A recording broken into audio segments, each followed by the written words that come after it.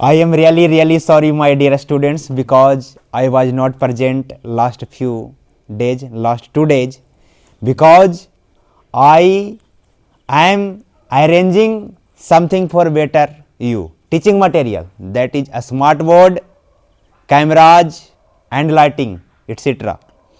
तो इसके लिए आप समझ पा रहे होंगे इस बात को कि हम जो है आपके लिए अरेंज कर रहे थे। आज ये हमारा समझिए कि लास्ट ही क्लास होने जा रहा है ग्रीन बोर्ड पर। इसके बाद स्मार्ट बोर्ड के साथ हम नेक्स्ट क्लास लेने का बिल्कुल प्रयास करेंगे। इसी के लिए हम लोग गए हुए थे और वहाँ पर उसी के कारण जो है 1-2 दिन से थोड़ा बिजी चल रहे थे। तो इसके लिए हमें आई फील रियली सॉरी, इसके लिए हमें माफ़ कर दीजिएगा, आप अपने शिक्षक को माफ़ कर दीजिएगा। बाकी साइनोनिम्स का यह पार्ट 3 लेकर गए हैं, पार्ट 2 तक करवा चुके हैं, आप लोग रिवीजन कर चुके हैं, यह हम आशा करते हैं। तो पार्ट 3 आज आपके सामने लाए हैं, और अगर नहीं देखें वीडियो तो पीछे वाला वीडियो रिवाइज कर लीजिए। आप हम पर विश्वास रखें, हम आपको हताश होने नहीं देंगे, नहीं होने देंगे तो नहीं होने देंगे। आपको परीक्षा में जाना भी मुस्कुराते हैं, परीक्षा से लौटना भी मुस्कुराते हैं।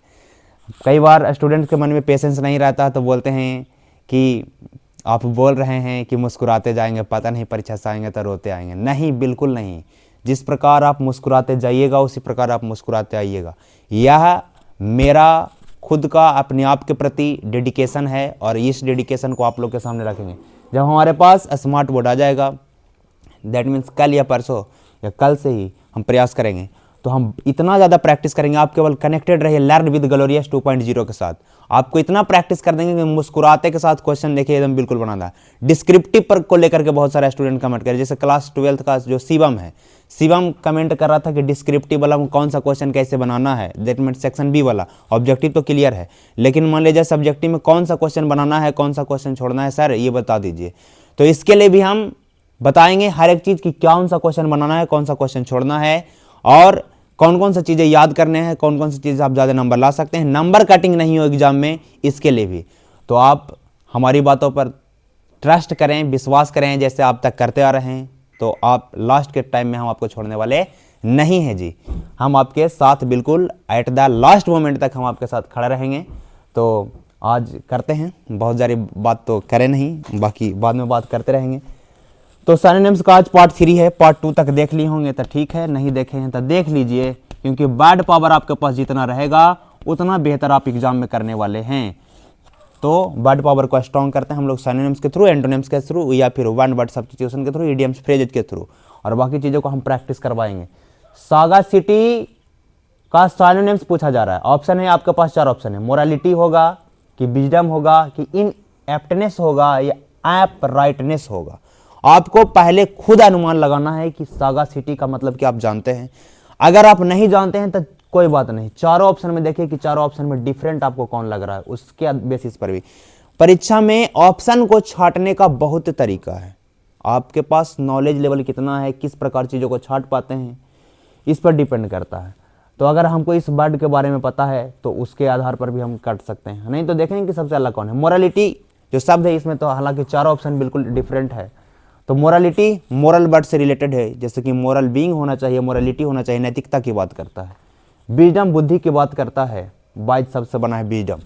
तो यहाँ पर देखिए इनएप्टनेस, एप्ट वर्ड आपको पढ़ाए थे इसके पहले वाला शब्द में। एप्ट का मतलब होता है जो बिल्कुल स्किलफुल हो, बिल्कुल एक्सपर्ट हो किसी चीज़ को लेकर के, लेकिन इसके पहले इन अगर लगा दिए तो इसका मतलब समझ पा रहे होंगे कि कुशल नहीं अकुशल है, इनएप्टनेस है।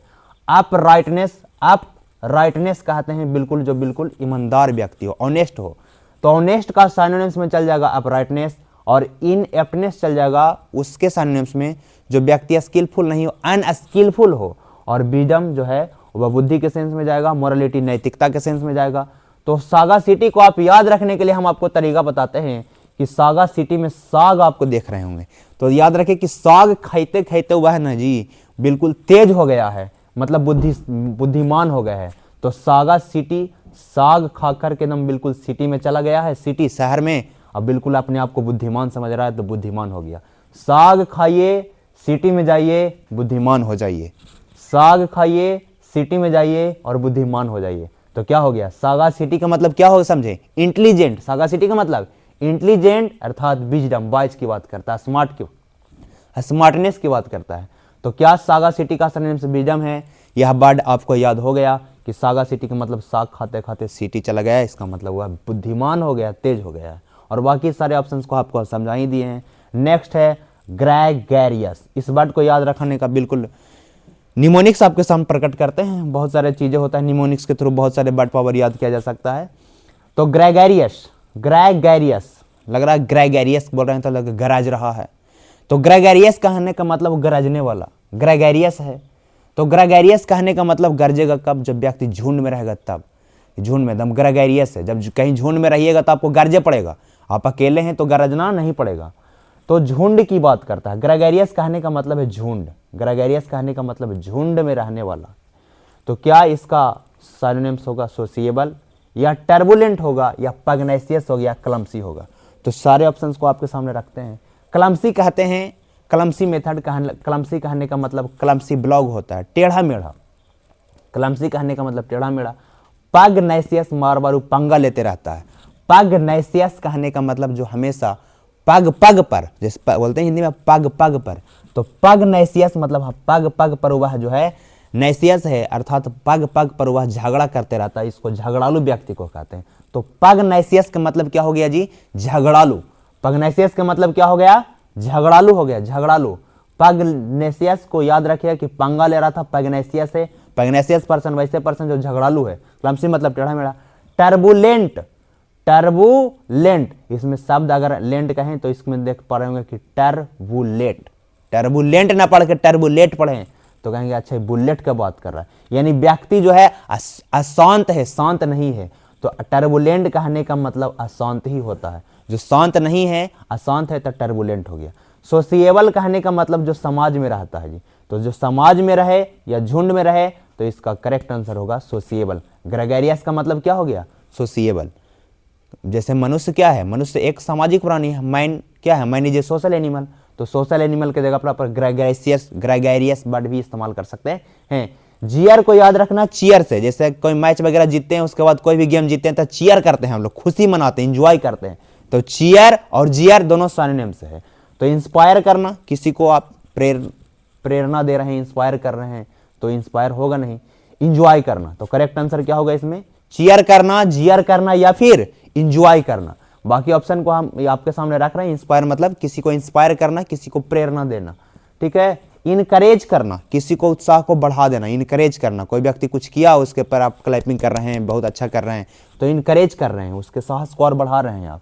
रिडिकल, रिडिकल कहने का मतलब होता है उपहास करना। रिडिकल कहने का मतलब हंसी मजाक उड़ा देना। जैसे कोई व्यक्ति अच्छा कर रहा है, आपके सामने 2 लाइन इंग्लिश बोल रहा है तो कह रहे हैं बड़का अंग्रेजे हो गया है, इंग्लिश बोले वाला।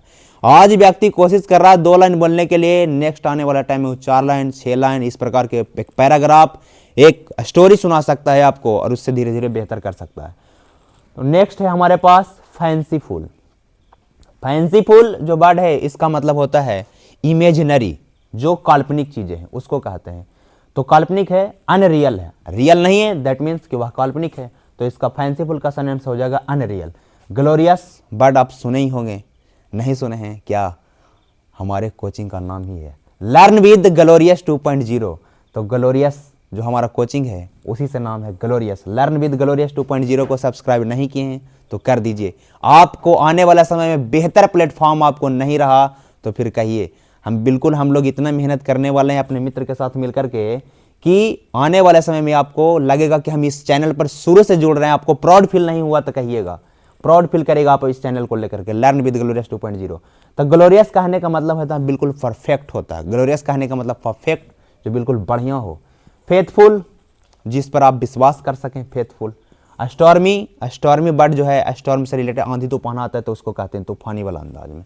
तो इस बात को समझ पाए। अस्मियर, अस्मियर कहने का मतलब है धब्बा, किसी गलत चीज को लेकर के धब्बा कर लगाते हैं तो अस्मियर हो गया। SMEAR, अस्मियर मीन्स होता है धब्बा। इनकरेज वर्ड अभी समझाए थे, इनकरेज मतलब किसी को साहस को बढ़ाना, किसी को इनकरेज करना। क्वारल मतलब तो झगड़ा करना होता है, होगा नहीं। अवॉइड माने किस चीज को अनदेखा कर देना। मार्क माने धब्बा ही होता, मार्क करिए, इस क्वेश्चन पर मार्क करिए, ये अस्मियर के सेंस में तो धब्बा ही हो गया। मार्क मतलब धब्बा, हालांकि ये नेगेटिव वर्ड में जाता है लेकिन फिर सिनोनिम्स का मतलब नियरली जो उसके आसपास की चीज होता है। ग्रैंड, ग्रैंड वर्ड आप सुने होंगे कि ग्रैंड पार्टी मांग रहे हैं, ग्रैंड पार्टी, बहुत सारे मित्र मांग रहे हैं ग्रैंड पार्टी हम लोगों से।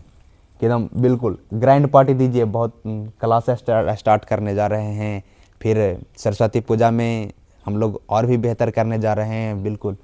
तो हम लोग अपने स्कूल को भी लेकर के आ रहे हैं, बता ही देते हैं आपको भाई। तो ग्रैंड कहने का मतलब है बड़ा, ग्रैंड पार्टी का डिमांड रखा जाता है कि एकदम बिल्कुल ग्रैंड पार्टी, चाहे छोटा मोटा पार्टी से हमका काम नहीं चलने वाला है। तो ग्रैंड कहने का मतलब है बिल्कुल बड़ा, आलिशान, उसका मतलब होता है। तो क्या स्टेटली होगा, क्या रफ होगा? तो रफ तो होगा नहीं, रफ कहने का मतलब समझना सॉफ्ट और रफ के हाथ में। बेस कहने का मतलब है बिल्कुल जो बेस की बात करता है, आधार की बात करता है। हम्बल मतलब विनम्र की बात करता है। यहाँ पर स्टेटली के सेंस में जाएगा। स्टेटली कहने का मतलब भी होता है बिल्कुल स्टेटली, अर्थात बिल्कुल आलिशान होता है। ग्रैंड मतलब बड़ा, उसी प्रकार स्टेट मतलब भी, स्टेटली मतलब भी बड़ा रूप पर होता है। रेप्रीमैंड कहने का मतलब होता है किसी को डांटना, फटकारना। प्रेज, प्रेज मैंने प्रशंसा करना, तो ये तो होगा नहीं, तो अपोजिट में चला जाएगा। रेव्यूक मतलब भी डांटना होता है। रेव्यूक, REVUK, रेव्यूक मीन्स भी डांटना, रेप्रीमैंड मीन्स भी डांटना, तो दोनों का मतलब डांटना। तो इस सिनोनिम से रेप्राइजल है और एक है रिवार्ड। तो रिवार्ड वर्ड तो आप सुनते ही होंगे कि रिवार्ड दिया जाता है। जब कोई मेहनत करते हैं उसके बाद जो आपको मिलता है तो उसको रिवार्ड कहते हैं। और एक अवार्ड होता है, आप परीक्षा वगैरह में बेहतर करते हैं तो आपको प्राइज दिया जाता है या अवार्ड दिया जाता है। लेकिन आप कुछ बेहतर किए उसके बाद में जो मिला जा रहा है उसको रिवार्ड कहते हैं। फ्रैग्रेंस वर्ड को ध्यान से सुनिए। फ्रैग्रेंस, फ्रैग्रेंस कहने का मतलब है जो फूल से निकलने वाली खुशबू होता है, सुगंध होता है, उसको फ्रैग्रेंस कहते हैं। क्या कहते हैं जी? फ्रैग्रेंस कहते हैं। तो क्या टेस्ट होगा? टेस्ट तो बिल्कुल अलग स्वाद की बात करता है। अरोमा, हाँ, तो अरोमा का मतलब भी होता है सुगंध। अरोमा का मतलब क्या होता है? सुगंध। तो फ्रैग्रेंस का मतलब भी सुगंध, अरोमा का मतलब भी सुगंध। साइट, साइट तो जानते हैं, आउट ऑफ साइट, साइट मतलब दृश्य होता है। टच करने का मतलब बिल्कुल स्पर्श करने की बात। तो करेक्ट आंसर हमारा होगा अरोमा। एनुअल, एनुअल कहने का मतलब एनुअल फंक्शन होता है। एनुअल फंक्शन, कोई चीज अगर साल में एक बार होता है तो उसको एनुअल फंक्शन कहते हैं। एनुअल वर्ड अर्ली से रिलेटेड है। एनुअल का मतलब क्या ऑलवेज होता है? नहीं, ऑलवेज मतलब तो हमेशा के सेंस में। सेंचुरी होता है क्या? 100 में एक बार होता है जिसको सेंचुरी कहते हैं। डेली होने वाला नहीं, अर्ली। अभी बताएं एनुअल का मतलब होता है अर्ली। एनुअल एग्जामिनेशन या फिर अर्ली एग्जामिनेशन होता है, मतलब साल में एक बार कंडक्ट होने वाला एग्जामिनेशन, उसको एनुअल कहते हैं। तो एनुअल का सर क्या होगा जी? अर्ली होगा। मतलब अर्ली कहने का मतलब साल में एक। इंसोलेंट मतलब क्या होता है? इंसोलेंट कहने का मतलब है जो व्यक्ति बिल्कुल सोलेंट नहीं हो, बिल्कुल असभ्य हो। असभ्य हो तो असभ्य का क्या सरनेम नर्वस होगा? तो नहीं, नर्वस का मतलब लैक ऑफ कॉन्फिडेंस होता है। नर्वस मतलब लैक ऑफ कॉन्फिडेंस, कॉन्फिडेंस की कमी है तो व्यक्ति नर्वस फील करता है। अगर कॉन्फिडेंस है तो बिल्कुल नर्वस फील नहीं करेगा। क्या र्यूड होता है? हाँ, तो बिल्कुल र्यूड ही होता है। जो व्यक्ति असभ्य है, किसी चीज को लेकर के एकदम जिद पर आ जाता है कि नहीं हम अपने मन का ही करेंगे, तो र्यूड होता है, र्यूड बिहेवियर। किसी पॉजिटिव चीज के लिए आप र्यूड हैं तो अलग बात है, लेकिन अगर कुछ ऐसे जिसको लिए सारे लोग कह रहे हैं कि ये करना बिल्कुल गलत है, आप कह रहे हैं र्यूड कर रहे हैं, आप र्यूड हो गए हैं कि नहीं हम ऐसा ही करने वाला है, तो गलत है। प्राउड, प्राउड का मतलब होना, प्राउड मतलब तो समझते हो कि प्राउड फील करना है, पॉजिटिव में भी जाता है, नेगेटिव में भी जाता है। तो प्राउड का मतलब गर्व की बात करता है। असर्टिव, असर्टिव का मतलब जो बिल्कुल सकारात्मक हो। तो क्या यह सिनोनिम्स आपको याद हुआ? हम तो बेहतर प्रयास किए कि आपको समझाने का, ठीक है। और अभी 10 सिनोनिम्स और लाते हैं, और बाकी फिर तो आप समझ ही रहे हैं, आपके सामने अनाउंस किए ही, तो यहाँ तक की बातों को आप समझें। उसके बाद